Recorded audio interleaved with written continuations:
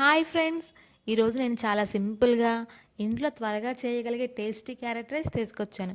ఒకసారి ట్రై చేస్తే మళ్ళీ మళ్ళీ చేయాలనిపించే రెసిపీ ఇది. ముందుగా ఒక మీడియం పాటి ఉల్లిపాయ తీసుకొని దానిపై పొట్టు తీసి శుభ్రంగా కడిగి వాటిని చిన్న చిన్న ముక్కలుగా కట్ చేసుకోవాలి. అలాగే 2 లేదా 3 క్యారెట్లు తీసుకొని వాటిని వాష్ చేసి పైన తొక్కు తీసేసి శుభ్రంగా తురిమి పెట్టుకొని పక్కన పెట్టుకోవాలి. తర్వాత 2-3 పచ్చిమిర్చీలను కూడా తీసుకొని ఆ పచ్చిమిర్చీలను నిలువుగా కట్ చేసుకొని పక్కన పెట్టుకోవాలి. ఇవన్నీ రెసిపీకి అవసరమైన బేసిక్ ప్రిపరేషన్.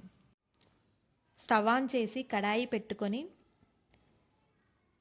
2 టేబుల్ స్పూన్ నూనె లేదా నెయ్యి వేయాలి.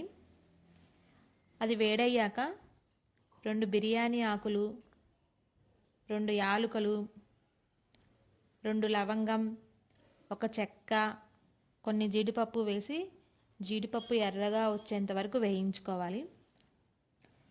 తర్వాత కట్ చేసి పెట్టుకున్న ఉల్లిపాయ ముక్కలు, కరివేపాకు, పచ్చిమిరపకాయలు వేసి బాగా వేయించుకోవాలి.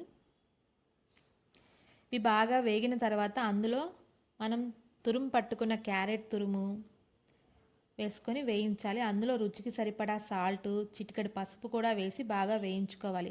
క్యారెట్ మంచిగా వేగిన తర్వాత అందులో 1 కప్పు లేదా కప్పున్నర రైస్ వేసి బాగా కలుపుకోవాలి.